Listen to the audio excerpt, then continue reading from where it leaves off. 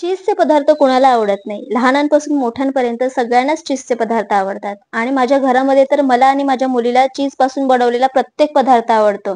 मग जसं की तो चीज सँडविच असो, चीज पिझ्झा असो किंवा चीज बॉल्स असो. नमस्कार मंडळी, आज आपण चीज बॉल्स बघणार आहोत आणि ते सुद्धा जे आपण खिरीसाठी जे शेवया वापरतो त्यापासून त्याचं कोटिंग तयार करणार आहोत. त्यामुळे एकदम क्रिस्पी असे हे चीज बॉल्स तयार करून होतात. तर त्यासाठी काय करायचंय, इथे जे मार्केटमध्ये शेवया मिळतात, ज्या आपण खिरीसाठी यूज करतो, त्या शेवया मी घेतलेल्या आहेत इथं. इथे ह्या शेवया आपल्याला अशा पद्धतीने क्रश करून घ्यायच्या आहेत. त्यानंतर काय करायचंय, आपण इथे स्लरी तयार करून घेऊयात. मी इथे तुम्हाला चीज दाखवते. मी इथे मोझरेला चीज घेतलेला आहे. तुम्हाला हवं तर तुम्ही प्रोसेस चीजचा सुद्धा वापर करू शकता. तर इथे एका बाउलमध्ये मी मैदा घेतलेला आहे. त्यामध्ये थोडंसं पाणी घालायचं. व्यवस्थित सगळं मिक्स करून घ्यायचं. त्याच्यामध्ये गुठळ्या अजिबात होऊन द्यायच्या नाही आणि आपल्याला याची एक स्लरी तयार करून घ्यायची आहे. याची कन्सिस्टन्सी एकदम जास्त थिक किंवा एकदम जास्त पातळ अशी हवी नाहीये. तुम्ही ते बघू शकता, अशा पद्धतीची आपल्याला ही कन्सिस्टन्सी हवी आहे. इथे मी बटाटे उकडून घेतले होते, त्याच्या साली काढून घ्यायच्या आणि इथे बटाटा हा आपल्याला किसून घ्यायचा आहे, जेणेकरून त्याच्यामध्ये अजिबात गुठळ्या राहत नाही. त्यानंतर त्यामध्ये घालायचं आहे 1 ते 2 चमचे मैदा. याने बाइंडिंग छान येतं या मिश्रणाला. त्यानंतर इथे मी काही भाज्या कट करून घेतलेल्या आहेत. आता याच्यामध्ये बारीक चिरलेला कांदा घालायचा. त्यानंतर बारीक चिरलेली हिरवी मिरची घालायची. तुम्हाला हे बॉल्स कितपत तिखट हवे आहेत त्यानुसार तुम्ही मिरचीचं प्रमाण कमी जास्त करू शकता. बारीक चिरलेली कोथिंबीर आणि बारीक चिरलेली कढीपत्त्याची काही पानं घेतलेली आहेत इथे मी, ती सुद्धा यामध्ये घालून घ्यायचं. चवीनुसार यामध्ये मीठ घालायचं आहे, लाल मिरची पावडर घालायची, थोडीशी हळद घालायची. व्यवस्थित हे सगळं मिश्रण एकजीव करून घ्यायचं.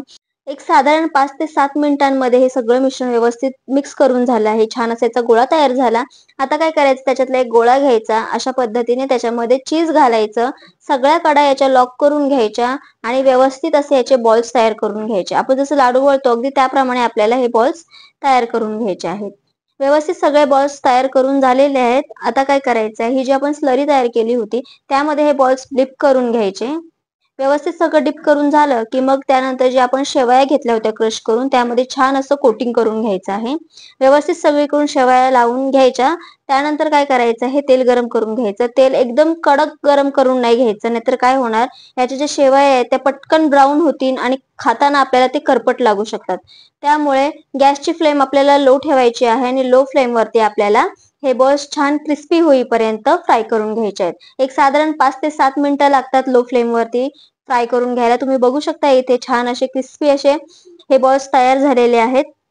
एकदम साधी आणि सोपी अशी रेसिपी आहे. तुमच्या घरी जर का पाहुणे आले असतील किंवा येणार असतील तर ॲज अ स्टार्टर म्हणून तुम्ही हा पदार्थ नक्कीच करू शकता. तर तुम्ही सुद्धा नक्की ट्राय करून बघा. कसं झालं हे मला कमेंटमध्ये सांगायला विसरायचं नाही. आपल्या नगरी ठसका चॅनलला सबस्क्राईब करा. त्याच्या शेजारी बेल आयकॉन जे आहे ते प्रेस करा. म्हणजे रोज जे मी नवीन नवीन रेसिपीज टाकत असते त्याचे नोटिफिकेशन तुम्हाला तुमच्यापर्यंत पोहोचेल.